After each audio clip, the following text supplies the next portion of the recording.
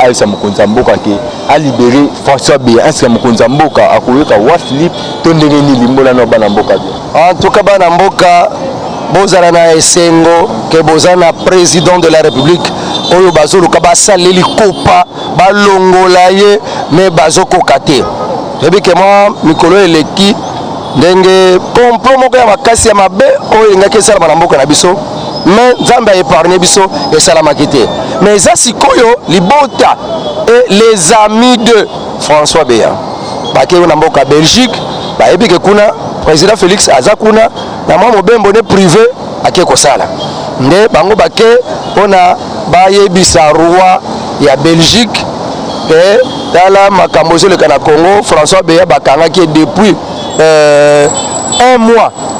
Depuis un mois bakangaki François Beya sikoyo lelo ye bazo libéré te. Alors tozo bate qu'est-ce qui se passe? Qu'est-ce qui se passe? Tala kuna déclaration ya Batouana balobi nini?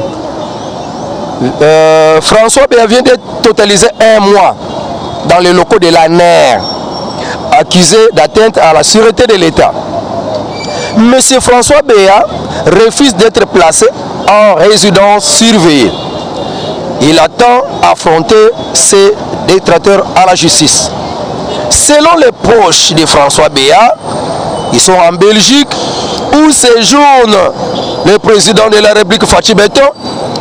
Le mouvement de libérer François Beya est monté au créneau pour interpeller le roi belge sur la situation François Beya. Ce mouvement exige la libération sans condition ainsi que ses collaborateurs qui sont accusés de coup d'État. Tala makambo bakesa la kuna. Mutu akangi François Beya ezande aner bango bake epa ya roi belge. To kama kama mususu bake pa roi belge bas yebisa roi belge kano mutu o yambi kuna akangisi mutu moko innocent. Alors biso to senga libération immédiate ya François Beya pe na bandeko ya François Beya o bakanga makina kati ya makambwana bake sala marche la bango kuna mais c'est kaza la congrès to yoka makambwana tala makambo président Félix Osala bolamu président Félix Osala la mboka ndenge ekola komisi yango ofele. Nani a koloba na télévision, nani a kosala marche. Comment ça la peut marcher? Nous soutenons l'idée du président Félix.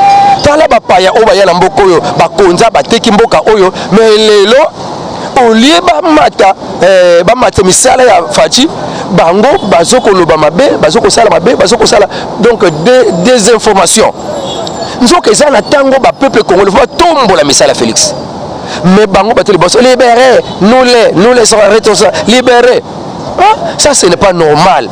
François Beya a na kati ya infraction. Et c'est nous tous de la justice assise à Makamonaye, aner assise à Makamonaye, mais comme libérer. Alors ils connaissent quelque chose.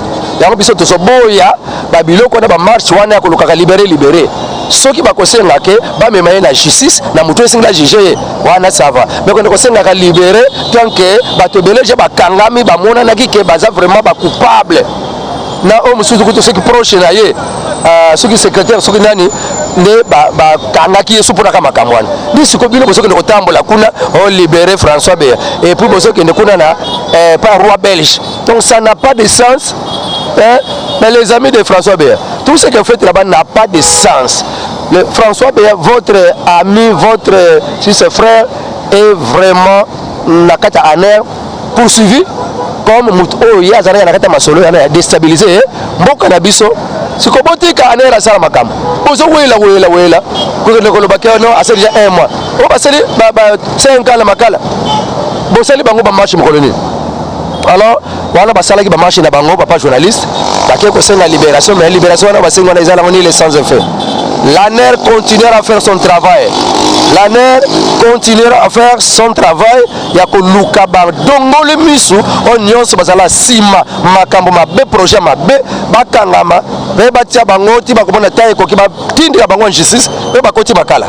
C'est que roi belge a bensaki mokonza mboka pona makambo François Beya tondengeni.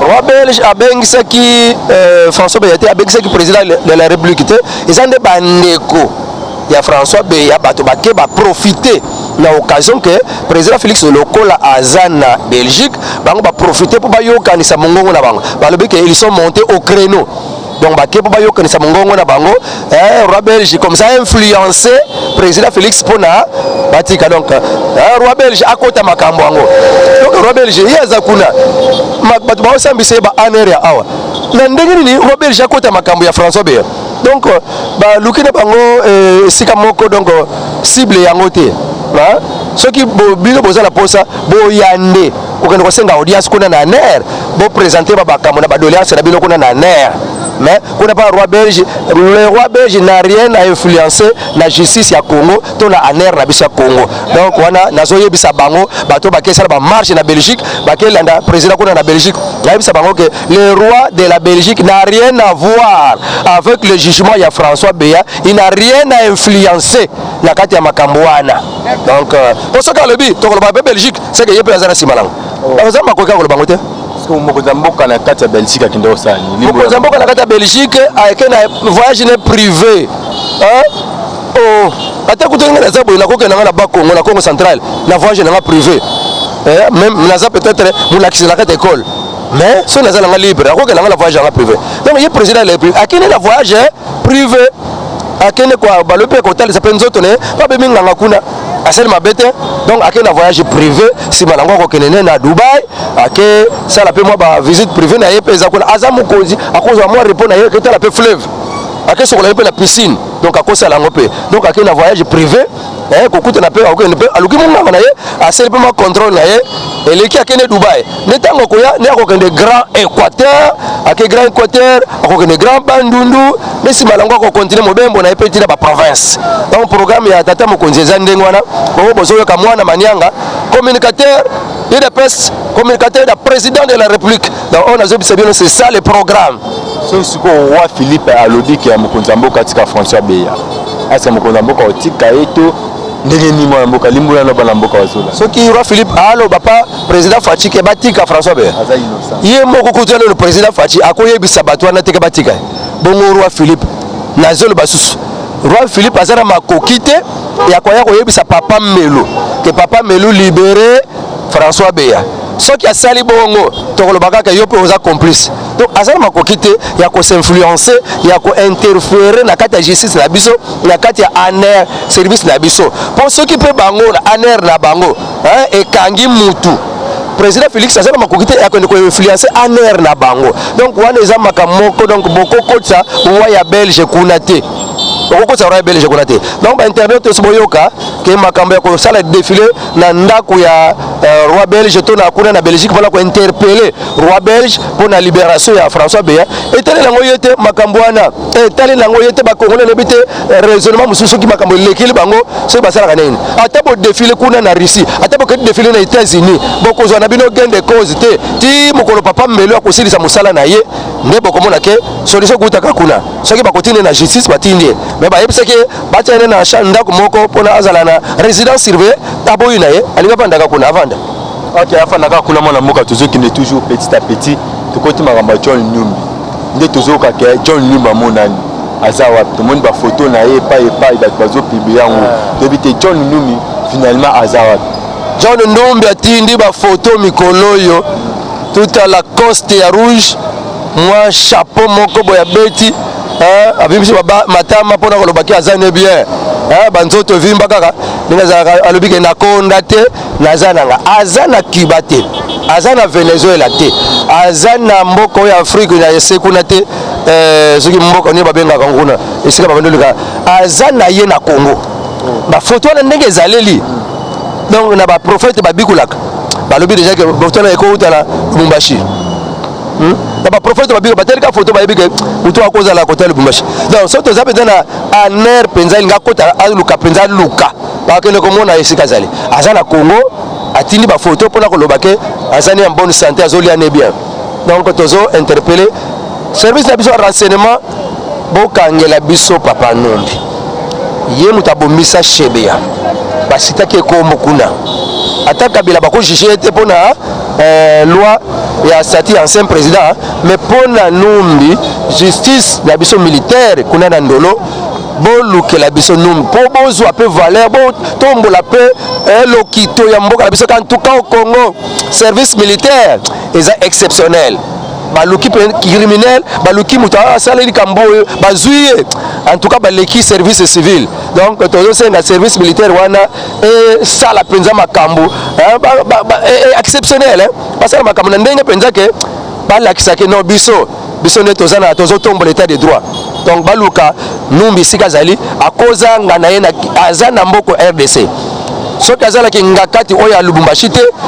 fo azalaki ngakati moko boye kaka na kati ya RDC nazalaka na kati ya RDC c'est comme si batongo bazobanga na bango te baza l'aise bana kinya tani bazotinda tina ba photo baza ndenge bazali baobanga eloko moko te mwana mboka toyeba oui yango nazoloba soki ANR service de renseignement bazwi conscience mais ba master na bango baza nanu ti lelo na ba ANR na ba DGM ba master na bango baza nanu yango toyebisa papa Mbelu kombola nanu ba chef nyonso ya ba ANR wana bazali ba chaque province ba chef na ba ANR na o baza na ba idéologie ya kabila wana nous voulons déboulonner dékabiliser l'ANR dékabiliser le DGM dékabiliser les institutions nde yango nde ozango posa okomona ba idée ya sika ekoya donc ceux qui va changer ba tête wana au moins même na chang va changer kaka chef bienvenue à Longo chef Boussoye ati ordre malamoko donc ceux qui kaka ba changer mutu ozo bomba ba miyibi ozo bomba ba criminel so ba teka mutu mususu ndio komona siko makamba ceux qui nenge ka izala kwa papa Mbelu soka yakate nde makamba nende ezate et le ba changer papa Mbelu mutasikaye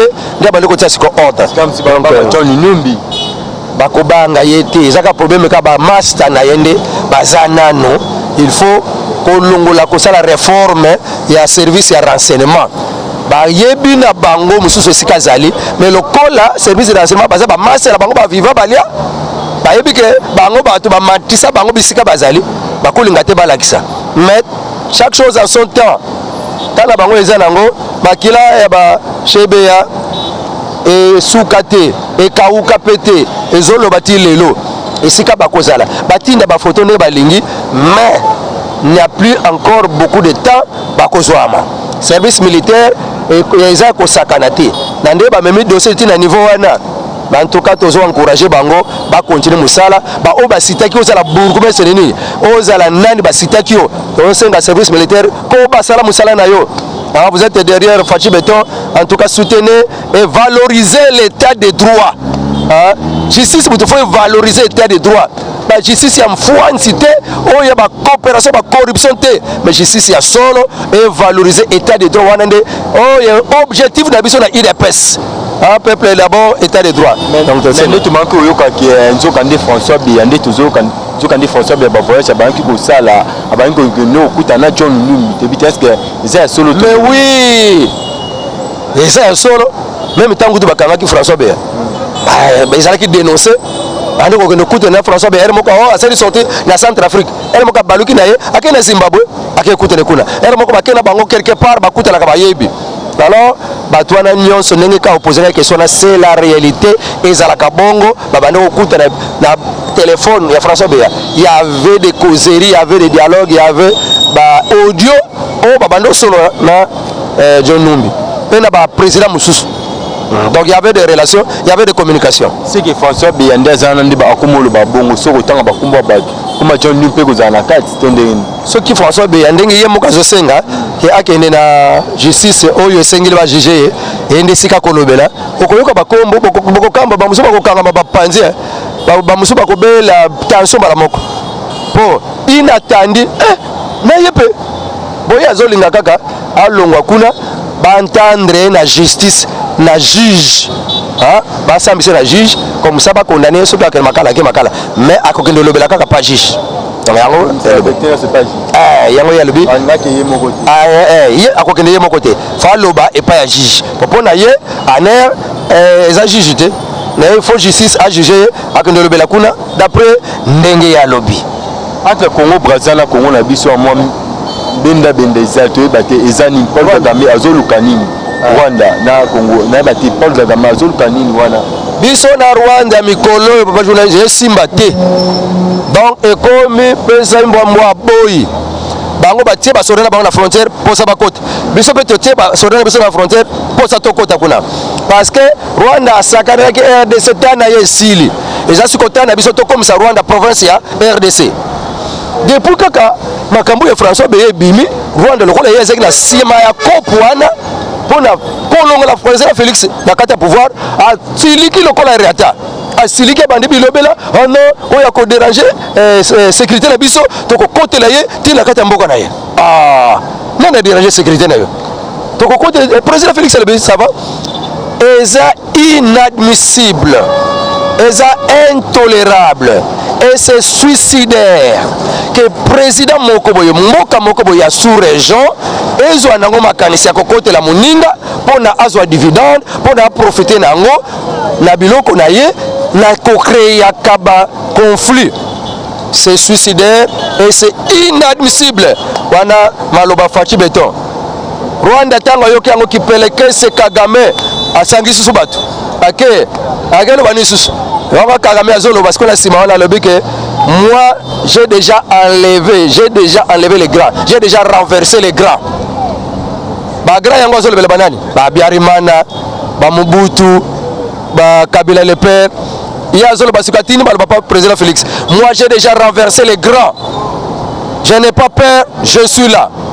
Wana azopesa président Félix réponse. Eza bongo ça va. Le voilà yo zo mona ke yo za gras, on renversa ba gras. Donc président Félix a mona moké. Il a renversé Mobutu, a renversé Biarimana, a renversé Kabila le père. Donc président Félix a mona moké. Nzoka azoko mikosa. Depuis que ba botu ka aéroport wana ya Bogo makambo nyonso kwei na kati ya Rwanda président Kagame na kanda moko alobi d'ailleurs kuto na mboka na bino RDC ba FDLR baza kuna baza menace pour ngai ba ADF baza menace pour ngai donc je dois défendre mon territoire alors je dois entrer en RDC mais ati ba sodene kuna baza déjà prêt à kokota na RDC pour défendre sécurité na ye pona ba FDLR ba ya banda kala ba utu Rwanda wana. Est-ce que si Yoka Congo et pesa batona minduki pour bakota na Rwanda mais comme yo yaza menacé donc ya wana tozo yebisa Rwanda osaka de la ki Congo trop mais si koyo tozo poudroyer yo il est européen à côté la Kagame mikolo bazala makabala bona Russie yoka sa côté ressources azasu na tante France ya koyo côté yaza makamoni ko France Russie zo kanila ye ya koyo côté a côté te bako côté l'été si comme mikolo nde président Félix profiter le président Félix a profité mikolo lokola Europe Union européenne etali makambo nango kula sikoyo akota foudroyer c'est le temps akota ba pinga ba komisa Rwanda po Kagame aza le fundu moko lo lendo moko il est le roi de l'Afrique mais mikolo akoyoka tozo kota na Rwanda koko ma province ya Congo ya RDC ma soda bazali ya kula bien installé pe makambo président kesa la kuna toko yebisa badoute secret ko yebana bayebi ka akene ko sala voyage privé mais makambo akeli kuna matali bino koya makambo akeli kuna tokoloba pete eza secret d'état tokoloba te mais akene kaka pona voyage privé mais makambo se bomba mikuna ba internet bakoyoka ngona ndepo Rwanda akoyamba ba secret na biso wana mais Rwanda lobi ki aza pays muke mais na bitumba bwazaka makasi makasi wapi Rwanda wana nika za komona ke makasi Rwanda ye a dominaki biso pona nini akoti ba Rwanda na kati ya nzela AFDEL akoti ba Rwanda na nzela RCD akoti ba Rwanda na nzela M23 Joseph Kabila permettait biloko na nyos ne ba yeba ba minerais voa misa Rwanda koma premier producteur ya ba or ya ba cobalt na mboka ne loko moko te tango président Félix alobi non ba mboka nyos bolingi boza or diamant boya na sima Rwanda te boya ko traiter na RDC tête à tête kanda ya Rwanda siko ya ngwana azo sakana fi Rwanda eza muke na mboka na biso vu que même côté la puissance la côté minduki tomati na monde tomati ma monde zati ko classé to 5 places to gagner comme c'est 76e pays le plus fort na armée donc Rwanda eloko muke Rwanda eloko muke na manduki to komi nango na ba mapinga to komi nango Rwanda eloko muke to kotele kaka asaka na kaka akomona siko ke non les bango pe ba côté la vie yeka sa mekati Rwanda tozo yebisa Rwanda meka ou bien kuto a meka na avanda kaka na biso nde to kotele ya meka ko betaka munduki moko pa kota RDC ata izole ngona nzete na biso to ko baka izu mutu to koti mala moko to kotele mbala moko do récupérer Rwanda wana na biloko nyo ba izine nyo ba tongola mbongo na biso na mbongo na biso allez oui ba na école primaire à Rwanda batanga na ba nani wana ba tablette yezo uta la Congo ba matière wana ba na école primaire à Rwanda mais biso moko tozala ba tablette te alors to ko récupérer biloko na biso e ko zonga na mboka na biso Donc RDC a commis fort, Félix a commis fort. Béton penza likolo, béton na babele, béton na c'est béton, aza béton. Peut-être que ça kana zate devant président Fachi béton. Ndenge za, ndenge munene nezali, ndenge makasi ne pesiko zali. On est pas tellement makofi aussi pour politique. Oui. Et puis na makofi aussi politique mais. Ndenge za ndio. To moni l'Équateur ande bayambi mwana mboka Martin Fayulu to ndete bayambe bongo tala population ko ya wana kuta Martin Fayulu. Pia kamo kwa sali Martin Fayulu. En tout cas, c'est quoi ayeba penza que non, ngana za la sauter la Congo. Martin Fayulu atali asali mpia kamoko betala mo fi bato bayeke yambe na aéroport. Ya muke. Donc Martin Fayulu asili na yeko sila. Mais azoke le bana discours ne kuna ona en 2023. En tout cas pas de glissement. Félix Atie Moluba na ye na kata seni. Félix Atie Baluba sika nyonso pona baluka azwa. Mais donc akaza kuto le côté azolinga glissement. Tout na no Fayulu na ta Kabila. Bon bazali ba président seni bazali baluba. Kasi ba soyiliti. Oh yeba bambe muswahili. Kasi bazali ba soyiliti. Donc on a déjà mutazo la déjà défaite. Donc azo sentir déjà défaite. Na toke na élection te. Mais il azo sentir déjà défaite. Donc so déjà mutamoni déjà anga kutela kozwa nanga te. C'est comme accompagne déjà kaza elo côté.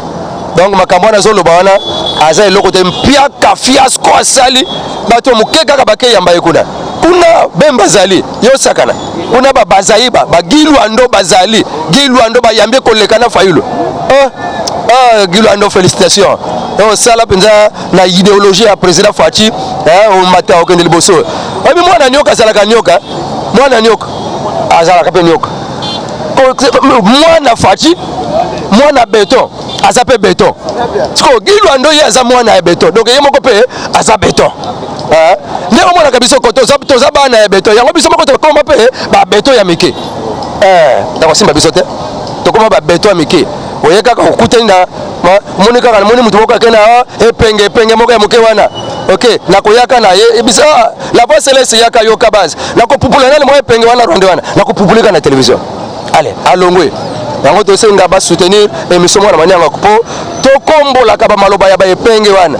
To kombola ka maloba ya ba oyo safu wana dernier safu. Azolo ba lutundula ye makambo azoloba eza lango azo flatter président de la République. Ana dernier safu azoloba. Yende azo flatter Moïse te. La raison qui a zolo qui beaucoup mocha baluba partout OK pouvoir bozaki pour le peuple congolais bino pouvoir na bino komika ya baluba so baluba so kaza compétent ko sala te baluba so kaza compétent faut sala na ye nana lobi que le président Fatia za baluba muso bazala bango compétent mais le za baluba ko sala te est-ce que premier ministre za baluba est-ce que muto na parlement za baluba est-ce que na haute chambre haute parlement na biso est-ce que za baluba waneza un tribal balingi balona na kati ya mboka pona ba mema division un tribal wana moni kutu shuka nazoleka donc tozoleka mutamoto mususu ko langa kerche moninga mutamoto mususu yo muluba boyako toni kisasa ngoya izalaka ya nani izalaka ya nani c'est capital mais muluba comme lokola injiri moko boye yo muluba donc ça c'est vraiment donc mutazomo mabiloko na Fayulu mutazome mabiloko na mboko yo biloko na ezalaki te mutazome mabiloko na Fayulu mutaseli donc un tribal yo yo kero kopesa discours Félix Atie bande kone baluba tala nanu azolo nani na kata mutu ya bato ça c'est incitation à la haine tribale ça mérite vraiment des poursuites judiciaires on mboka na biso ça condamnable dans la loi yo kero kopesa discours na yo élection na yo okero kolobela bikolo ce n'est pas normal. Donc Boma Muluba tika congolais. Ye mutabanda makambwana Boma Muluba tika congolais. Ye mutabanda makambwana. Donc na yeba kateti le justice pourquoi à ces azwa kayenda ba jugeté. Donc fallait justice à se saisir du dossier. Un tribal les amalamuté. Na Rwanda nani makambo salama kuna ezaki guerre civile. Kaka na ba utu na ba touche. Et ne moko ekoti wana un tribal ba komiko bomana guerre civile ekoti. Donc biloko na memaka guerre civile. Moni balimba banda la 43 wana. Bazoboma mutu nyonso akokendeka na triko ya Fachi bazoboma ye. Tangu siko ba kangi bango yeke epenga zo banini. Non, moi je condamne l'arrestation de nos membres. Batu bazoboma batu bazobeta batu wana yo ozo condamné te. Mais tangu siko bazui batu wana bazosala ba dégâts wana ba condamné bango 10 ans de prison yo epenga zo ba que je condamne l'arrestation. Donc vraiment ce sont des gens des ménopausés politiques, aliénés, donc donc on dirait que ce sont des drogués, des névrosés mentales. Ok, moi la mboka toke ne petit à petit pas que nous citer tout moni kadima auti okuta na deux chambres conclusion ni bazui limbola no bana mboka kadima auti okuta na deux chambres ya parlement papa Mbosso bakutani na François pardon zelana zwana no déclaration na bango na lingaka kotanga tango auti okuta na papa Mbosso bakutani na bahati problème na ye ezalaki nini kadima alobi ngane na koyebisa bino soki bokoyeba kosala ba loi électorale te ko sala réforme ya loi wana te boyeba oke na 2023 élection ekozala te parce que ndenge nini bozo sala retard nga fona se servir na kati ya ba loi électorale wana pour sala ba programme na ngai mais bino bozo kipe yango te siko bozo bisanga allez limite 2023 na délai comment je vais faire ça yango société civile à lobby boye. Les organisations de la société civile recommandent un consensus sur les contraintes évoquées par la CENI dans sa feuille de route. Donc, contrainte au CENI a évoqué dans la feuille de route. CENI a l'obakini. Ngai na zomo en 2023. Toko zala la kokoso, ceux qui me côté na ST. Toko enrôler batundengini. Toko recenser batundengini. Ceux qui mbongo ya malonga ezala maboko na ngate. Toko na élection en 2023 ndenge nini. Et ça pas contrainte. Ceux qui vont tali makambo ya loi électorale te toke na élection ndenge nini, ça va contrainte. Alors biso que ceux qui toke na recensement te, ceux toke na identification te, ceux toke na enrôlement te, na moi une année tikali bandeko. Est-ce que tokokoka ina de wana tokokoka te yango ba société civile ba benga ngo contrainte bandeko to rejeter te makambo ya papa oyo eza pita makambo faut considérer ngo très bien eza ko wela te 2023 élection mais biloko oyo pona ko bongisa les vraies élections ikokani nanu te faute ya biso moko manque de bonne préparation suite ya ko wela ki ba président bazo wela ba église bazo wela et puis biso retard na niveau to za boye eza mo pasi na 2023 makambo nyonso ekokisama. Alors ba contrainte oyo batu ba faillu faut ba yeba que za na ndenge ya motema mabete soki kadima akoki ko sala sélection na 2023 te mais il faut ba contrainte gouvernement lobi que non biso to lingi biloko nyonso ele kambala moko na recensement na identification na enrôlement ele kambala moko kadima yebisi bango ke ata e sala mbongo na inane etikali toko koka kaka te gouvernement ba lobi que non donc les abongo wana toko boakisa mususu to boakisa recensement to boakisa identification to kende kaka na enrôlement pour to kende kaka na élection badi mayebisa bango que nous devons nous servir des erreurs du passé pour surtout que kaka bongo na ba carte électeur nenga izalaki na ese bazo kanga mutu boko zala 10 cartes électeur na ese bazo kanga batu bazala ba carte électeur ya bele mutu moko soko soto keka na ba erreur wana est-ce que kozala crédible élection kozala ya solo et kozala batu bakodise na ngote. Alors nous devons nous servir des exemples du passé. Ce qui est rare koto et salamaki, tous allons sur l'erreur. Combien d'années batu basala na recensement na Congo te auto imagine kaka to kozala 100 millions. To ko kene na élection ndenge nini? Est-ce que biso na Congo to luka ka élection? To luka ka kolia, to luka ka misala, to luka ka to ba luka ka élection boy balingaka comme ba président. Mais la Congo population et luka ka élection te ngoi ka changer lobby yango tina nini na Congo to zala ka élection ceux qui banda ba élection bandi batu ba oli bien te batu ba bonga la bango te bazaka ka bonga la passe wana élection ya tina nini mango to ko bongisa la ngo élection to ko luka ba société te to ko luka ba compagnie te batu ba sala moni ngoi ka changer ba kamba lobby to ki yepe apesima eloko na ke biso to luka ka to lia bien to la ta bien ba to ba la base tokende kotambola kana akinkole tokile maboka na biso c'est ndebo lokota la fête élection en 2023 ezate biso to solo ba to boye élection te pour la tina to saba yo conquérant zate mais to lingi ndenge Etienne atira yebisa biso celui qui va organiser les vraies élections c'est l'UDPS mais il faut datoyer ba to zala ka combien bakatumbi bayeba na ki basala ka ba congolais te ba failli faut bayeba na ki basala ka ba congolais te faut to kala identification mboko ngala ndenge ni bato bayeba na kate bana bazaka ba kolomboka bana bazala ka ba paya yeba na kate to kende kaka toujours ba carte électeur en vrac. Ça c'est quel pays? C'est de n'importe quoi na kata mboka Congo. Toza pressé Nous devons d'abord recenser la population, identifier la population, carte d'électeur, carte d'identité. Si malango to kosala enrôlement, to kaya biso malem. Et ceux qui to kosuke lango wapito suke lango kakwana, ne to kokela wana. Mais boye bakako ke eza senité muta pesa retard, bino moko bo pesa retard. Ti lelo le belaka combat dépolitisation, combat français ba mama ba koye baté. Nzoka dépolitisation et lobby ko longola batuni so basala ka politique na kata seni. Nzoka bureau ya seni il faut esalama na bato bauti ndambu na majorité ndambu na opposition. Siko bauti ndambu na opposition basala ka politique te. OK ko yebisa biso ko dépolitiser. O ko se ba mama na français. Donc wana biloko wana alongola ngona mutuna ye. Biso to ko kene ba lembe gouvernement botika mitungisa. Oh nous allons vers ceux qui quoi ensemble. Malem. To kena biso ceux qui chango ko so 6 mois. Ceux qui chango so 5 ans. To ke pouvoir to comme na élection ya bien. Yango tozo linga kadi makeku na poisson la bango les chambres tango yozonga bokota bosala révision ya ba loi électorale.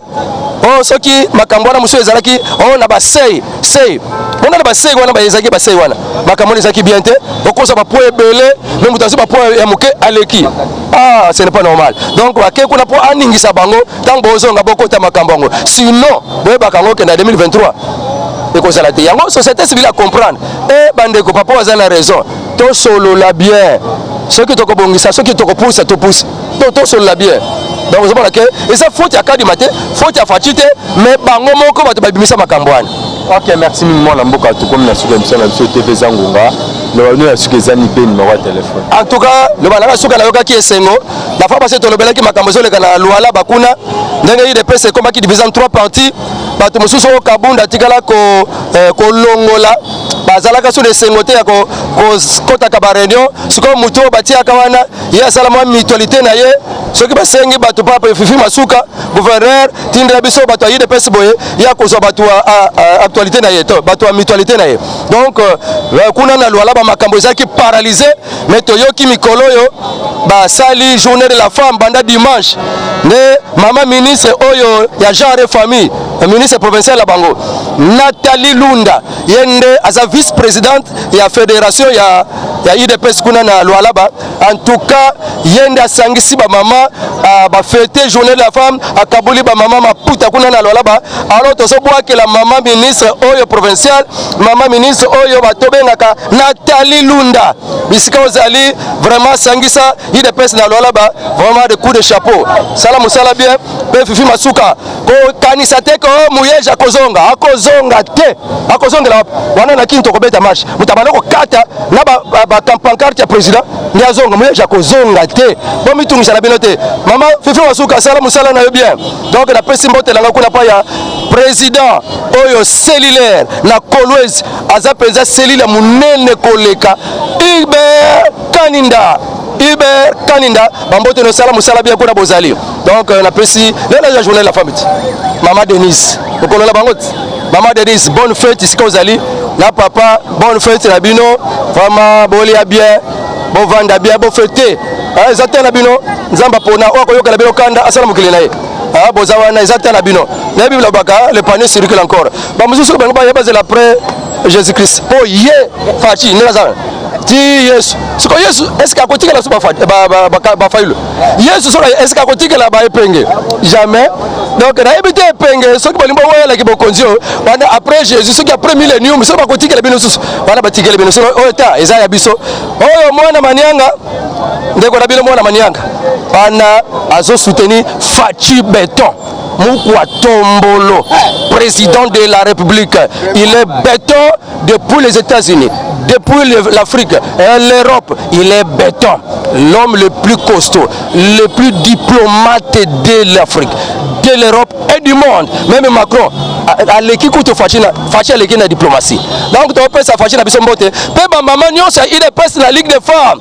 Mbote na bino, bonne fête na bino oyo ya journée de la femme. Bana manianga pesi bino mbote. Esika Kabuya notre CG K4 Azali. Debenga ngana likuta. Secrétaire Kabuya mwana bute AK45. Yoka ba AK45. Nenga minduki ya ba américain AK45. Donc ce que je pas. Ne baloba qui sont yoki kaka kaka boum. mais ye moko sikoyo bombe ye moko ezaka bombe donc bambote ebele vraiment numéro na téléphone plus 243 951 67 35 wana nazangi pete kotinda mama Godé apesaka biso bakiti tovanda biso bien tozomela mama Godé journée de la femme kitoko bonne fête. Ok, merci mutu comme la sous-émission na biso mitune ezaki yanga ba réponse ezaki invité na mokalelo. Merci na Edge Kamando za toujours na sima kamera tokutani biso na bino mbala sima. Bye bye.